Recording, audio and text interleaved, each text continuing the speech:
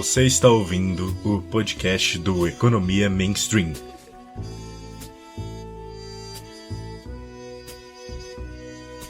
Olá, econômicos, caso você seja uma pessoa que falta alguns parafusos e decidiu estudar economia, ou então olá, homo sapiens, caso você seja uma pessoa com sanidade. Eu sou o João Pedro Freitas, graduando em Economia pela USP, e você está ouvindo mais um episódio do Economia Mainstream, podcast de divulgação científica de economia numa internet lotada de baboseiras. Bom, hoje estamos aqui para falar um pouquinho sobre economia ambiental com Thales Vanderbilt, que já é de casa, graduando em Economia pelo FMS. Saudações a todos. E nossa convidada de honra, Aline Magalhães, professora do Departamento de Economia da UFMG.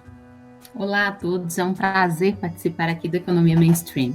Então, Aline, antes da gente começar o podcast, só um recadinho para os ouvintes. Por favor, quem puder dar o seu apoio para a gente, tanto pelo Pix ou então pelo nosso Apoia-se, o link tá tudo na descrição, todas as informações necessárias para você conseguir ajudar esse projeto a se manter de pé. Tudo que a gente faz aqui é de uma base extremamente voluntária, então, para ajudar a gente a pagar servidor, enfim.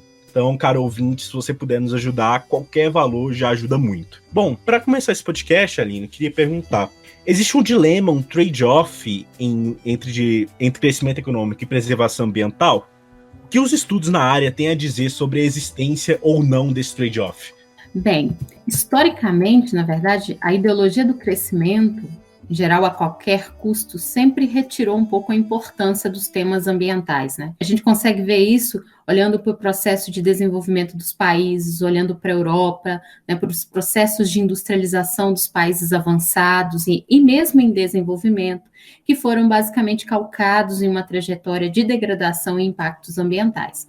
Quase toda a floresta nativa da Europa, por exemplo, foi dizimada, né? Nós queremos, na verdade, a pergunta que nós podemos fazer é: queremos repetir a mesma trajetória? E mais do que isso, é possível manter um crescimento econômico, né, sustentado, pelo menos no longo prazo, acompanhado da melhoria das condições sociais, tal como, por exemplo, distribuição de renda, de riqueza, e também respeitando o meio ambiente? Certamente eu acho que isso é um desafio, mas é possível, né? A distribuição de renda, por exemplo, ela não resulta automaticamente do crescimento econômico, pelo contrário, né? O que a gente observa e vem observando, né, ainda mais, ainda nesse século, é que o crescimento não tem sido socialmente excludente, né? Mas aí a importância são necessárias políticas públicas específicas, desenhadas justamente para tentar evitar que o crescimento beneficie apenas, por exemplo, uma determinada minoria. Olhando mais detidamente para a questão ambiental, a preservação ela pode ser afetada pelo crescimento econômico, inclusive podendo limitá-lo no longo prazo, se não forem aí desenvolvidas também políticas específicas para tal, né, que incorporem dimensões de escala de uso de recursos naturais, que estimulem, por exemplo, o aumento da eficiência energética, eficiência ecológica, muito mais do que energética, que reduzam o impacto de perdas ambientais, em geral potencialmente importantes. E aí, uma pergunta, né, na verdade, por que na verdade esse dilema não necessariamente existe? Nós temos um estudo, inclusive, um estudo para a Amazônia, de contribuição econômica da floresta amazônica, que saiu até no paper Estudos Econômicos da USP, que mostra, por exemplo, que o desmatamento na Amazônia, principalmente para a expansão da agropecuária, contribuiu muito pouco para o crescimento da região e principalmente do país, né? E aí, se a gente for olhar, né, pensar no desenvolvimento da Amazônia, por exemplo, significa pensar em novas formas de produção, de circulação, de distribuição e inclusive de redistribuição, né? Uma economia verde, né, baseada nos produtos que a floresta dá, né, biotecnologia, fibras, plásticos, fármacos, cosméticos, artesanato, próprio artesanato, né, turismo, gastronomia, cultura, valorizando inclusive os povos da floresta, né, mantendo a floresta em pé, pode significar crescimento, pode significar emprego, geração de renda, mais do que isso, distribuição e desenvolvimento, né? O direito, fala o seguinte, que o direito ao desenvolvimento para essas populações talvez não seja o processo de desenvolvimento de quem está fora daquela realidade, Na Amazônia, por exemplo, a relação dos povos tradicionais com a floresta, ela é totalmente, num seringueiro, por exemplo, é totalmente distinta da que nós temos com ela, porque a floresta representa, em geral, o modo de vida, né, o habitat dessas populações. Para nós, a noção de desenvolvimento, por vezes, passa pela industrialização, por exemplo. Às vezes eles nem sabem o que é isso, né? Eles nem querem isso. Então, é preciso, eu acho que, entender que sem a Amazônia, por exemplo, estou dando o exemplo só da Amazônia, mas isso vale para outros biomas, né? Para o Cerrado, para o Rio São Francisco, não há chuva, por exemplo. A Amazônia não há chuva para o resto do país, seriamente comprometendo nossa produção agropecuária, a nossa produção de energia, o nosso nível, né, dos reservatórios. Sem água não há nada. E aí eu acho que não há um dilema. Bom, muito obrigado. Thales, por favor. A gente vai te ver! A gente vai morrer!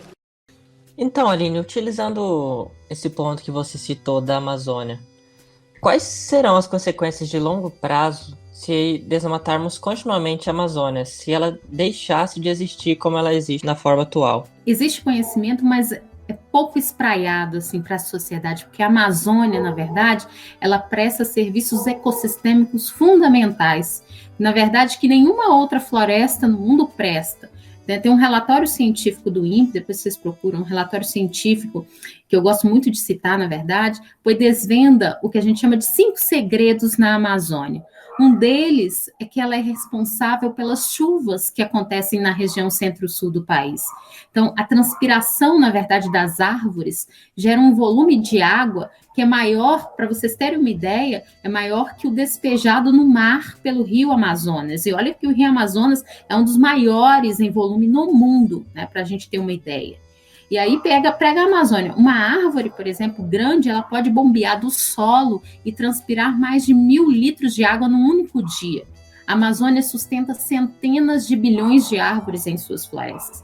Ou seja, se a gente for juntar isso tudo, dá cerca de 20 bilhões de toneladas de água por dia, que são transpiradas por todas as árvores, né, na bacia amazônica e colocadas no ar. São os famosos, o que a gente chama, né, e aí esses segredos mostram que são os rios aéreos, que vão desaguar no centro-oeste, que vão desaguar no sudeste, no sul, com chuvas em geral brandas, né, benignas. A formação, a nucleação, né, dessas transpirações causa o que os cientistas chamam de pirlim-pim-pim, são substâncias voláteis, na verdade precursoras dessas chuvas mais brandas, mais benignas, mantendo justamente a nossa produção agropecuária, energética, água nos reservatórios. E aí a gente fala o seguinte, ela na verdade, a floresta amazônica é a melhor e a mais poderosa parceira de todas as atividades humanas que requerem chuva na medida certa, um clima ameno, proteção de eventos extremos e estocagem de carbono.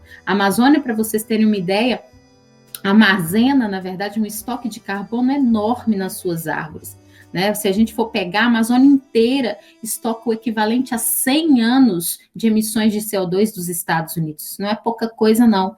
Então, pense, né? Não só na sua importância regional, mas global, né? Para o planeta. A gente vai te ver!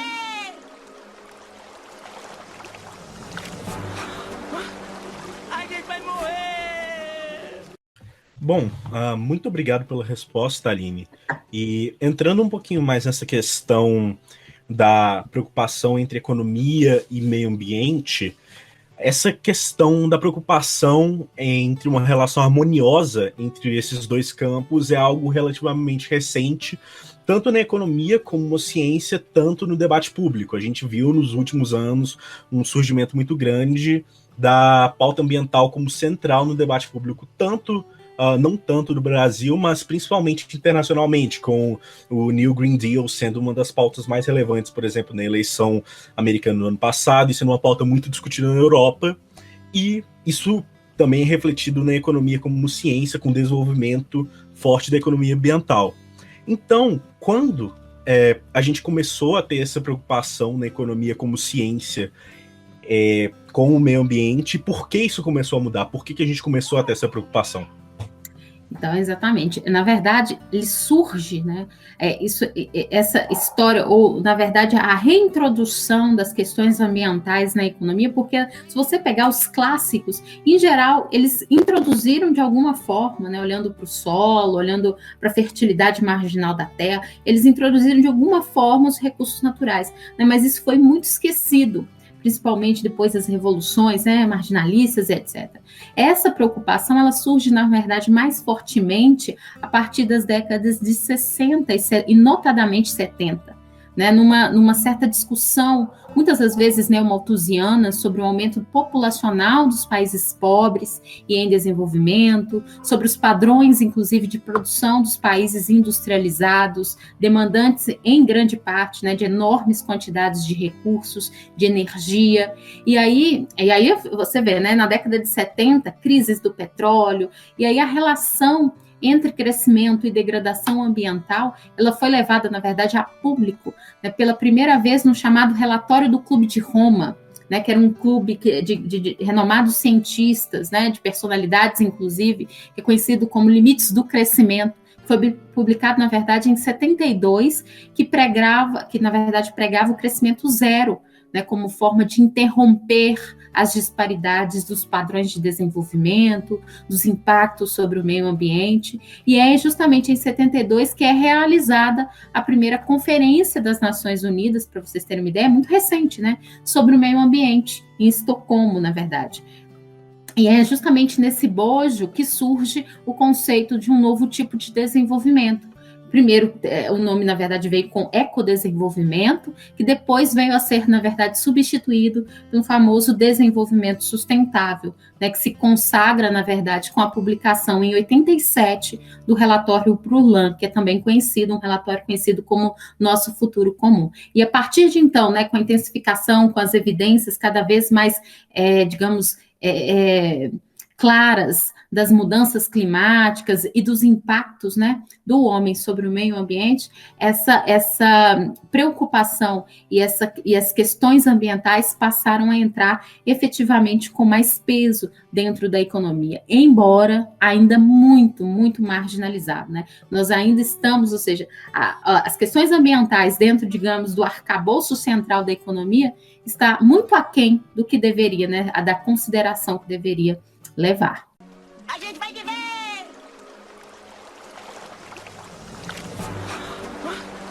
A gente vai morrer! Como o João bem disse, essa questão ambiental começou há relativamente pouco tempo. A nível mundial, onde o Brasil se encontra nesse quesito de harmonia entre economia e meio ambiente? De uns anos para cá, a gente tem progredido ou regredido? Olha, essa é uma questão importantíssima, né? Porque, na verdade, estamos vivenciando um período grave de retrocessos, né? Infelizmente, não só na área ambiental, mas em específico, nós vivenciamos uma crise sistêmica ambiental, principalmente de governança ambiental, né? Com sucateamento, com enfraquecimento das políticas, dos órgãos ambientais, as instituições, né? Mais que isso, as falas, os discursos, as atitudes, elas geram um incentivo a ações, principalmente, né, contra a floresta, contra os seus povos.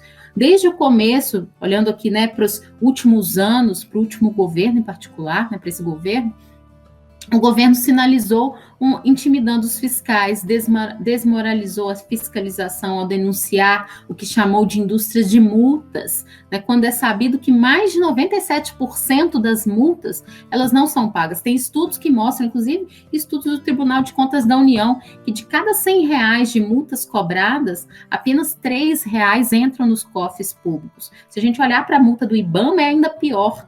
É 75 centavos que é efetivamente, ou seja, é uma morosidade, né? Ou seja, os nossos mecanismos de comando e controle são muito pouco efetivos. E aí, em seguida, ele afastou os funcionários, né, de carreira, nomeou para dirigir o IBAMA, o Instituto Chico Mendes, oficiais, né, da Polícia Militar, que prosseguiram, na verdade, com um trabalho de desmantelamento. Então, tanto o presidente quanto o então ministro do Meio Ambiente, eles criticaram, por exemplo, uma medida estabelecida em lei, que era a destruição, né, de equipamentos dos madeireiros apanhados em flagrante, principalmente. Então, perceba, esses são apenas alguns exemplos, e aí soma-se uma série de equívocos diplomáticos, ambientais, e principalmente de desinformação. E aí, primeiro, olha, não sei se vocês lembram lá, né, dos incêndios na floresta amazônica. E aí, uma das desinformações, né, que surgiram e que foram propagadas, em geral, os incêndios na floresta amazônica muito dificilmente ocorrem de maneira natural, né, principalmente pela umidade local. Ou seja, eles precisam, na verdade, de uma fonte de ignição antrópica, ou, em outras palavras, que alguém taque fogo ali, né? Ao contrário de outros ecossistemas, como o cerrado, a Amazônia ela não evoluiu, ou ela não evolui com o fogo. E na verdade, esse processo não faz parte da sua dinâmica. Então, percebam o seguinte, que isso significa que quando a Amazônia pega fogo, né, uma parte imensa de suas árvores, elas morrem, porque elas não têm nenhum tipo de proteção contra o fogo, como, por exemplo, a gente observa mais claramente no cerrado. E aí, ao morrerem, essas árvores, então, elas se decompõem, elas liberam para a atmosfera todo o carbono que elas armazenavam, né, contribuindo assim cada vez mais, e aí percebam, como eu falei lá em cima, né, uma das importantes funções ecossistêmicas da Amazônia é sua grande estocagem de carbono. Quando você libera né, pela queima, pelo desmatamento, essas emissões que estavam estocadas, você contribui em muito para as mudanças climáticas, né? As mudanças climáticas, e agora, recentemente, agora essa última semana, né, saiu um novo relatório do painel intergovernamental de mudanças climáticas, né, que é um painel que congrega diversos cientistas pelo mundo afora, que mostra que a mudança climática está em curso, ela é clara, ela é inequívoca, e ela é causada pela ação antrópica. Bom, muito obrigado pela resposta, Aline. E agora, última pergunta desse programa. Métricas são extremamente importantes quando a gente está falando de economia, especialmente para a gente verificar a validade ou não de uma política pública, para ver o quanto ela é eficaz ou não. E para desigualdade, a gente tem o Gini. Para crescimento econômico, a gente tem o PIB. Então, na linha dessa pergunta, existe alguma métrica universal, por assim dizer, que mensura o rendimento nacional no quesito ambiental? Alguma métrica universal que mensure o quanto o país é ou não protetor de seu meio ambiente? Bem, a economista John Robinson, né, escreveu, na verdade, um artigo há uns 40 anos atrás, perguntando quais são as questões, what are the questions, na verdade. E aí, nesse artigo, ela fala um pouco disso, né? Nós temos produção para quê? Nós temos PIB para quê? Nós queremos extrair petróleo para quê? Isso remete a uma questão semelhante, por exemplo, à busca de felicidade, né? Pesquisas, por exemplo, se você pegar pesquisas sobre felicidade, que tem sido tem uma efervescência em geral, pelo menos nos últimos anos, né, mostram que a felicidade aumenta até um certo nível de renda, por exemplo. Daí em diante, ela não aumenta, né? O que é conhecido, inclusive, como um paradoxo da abundância, né? E aí tem que se pensar, na verdade, em um indicador de bem-estar que vai muito além da simples métrica do PIB, né, que mede a atividade econômica só do lado dos benefícios e não dos custos. E há muitos estudos nessa área, né, inclusive alguns no Brasil, o IPEA tem desenvolvido, né, questões nesse sentido. A União Europeia, por exemplo, introduziu um modelo de contas nacionais verdes, né? A própria ONU, inclusive, que é né, o órgão que vai sistematizar, que vai padronizar o Manual de Contas Nacionais, ela tem desenvolvido também essa ideia, né, de modo a sistematizar e a colocar na agenda essas questões ambientais. O Reino do Butão, por exemplo, é um país que oficialmente adota o critério de felicidade nacional bruta e não de produto interno bruto, né, como a maioria. Então, percebam, há propostas, né, há várias propostas. Há propostas também como a de um cara, é um economista ecológico, chama Herman Daly, né, de índice de bem-estar econômico sustentável, que olha justamente para a nossa pegada ecológica, né, ou seja, qual que é a nossa pressão exercida sobre o meio ambiente, nossa punção exercida sobre o meio ambiente, o nosso consumo, ou seja, como é que o nosso padrão de vida, né, ele leva a uma certa pressão sobre os recursos naturais, né, sobre solo, sobre água, sobre recursos madeireiros do mar. E aí, ou seja, qual que é a pressão do buraco cavado para se chegar até lá, né, para chegarmos no PIB. E aí nós devemos pensar em um outro bem-estar, em um outro paradigma que incorpore todas na verdade, essas dimensões, né? A pergunta a se fazer, então, é que tipo de desenvolvimento queremos, né? Para quê? Para quem? Por exemplo, eu estou perguntando isso porque 43% da produção total de energia no Brasil, na verdade, são consumidos nos processos industriais de bens destinados principalmente à exportação. São commodities, em geral, capital intensivas, em geral, concentradoras de renda. E aí a pergunta que fica né? Quem fica com o ônus? Quem fica com os passivos sociais e ambientais? Que tipo de desenvolvimento queremos? Né? É preciso aí muito mais, né? É preciso colocar isso na agenda, é preciso uma agenda verde. Bom, então, muito obrigado, Aline, por ter cedido o seu tempo, por ter participado desse podcast. Para finalizar, se você quiser, se despedir dos ouvintes e também tiver alguma recomendação de literatura para quem quiser se aprofundar um pouco mais, poder começar a entrar mais nesse mundo da economia ambiental, sinta-se à vontade para falar agora. Não, eu gostaria de agradecer o convite, é um prazer, né, e eu quero prazer participar, né, da economia mainstream, e é um prazer participar, eu acho que né, uma iniciativa, acho que ímpar, é uma iniciativa primaz que vocês têm, né, de inclusive, né, tentar abarcar uma série de questões que muitas vezes elas estão alijadas, né, elas estão um pouco delegadas a segundo plano dentro daquele arcabouço, digamos, mais tradicional da economia. Então, eu agradeço a vocês e parabenizo também, né, desejando a todos uma boa noite. Bom, é isso, pessoal. Muito obrigado e até o próximo podcast.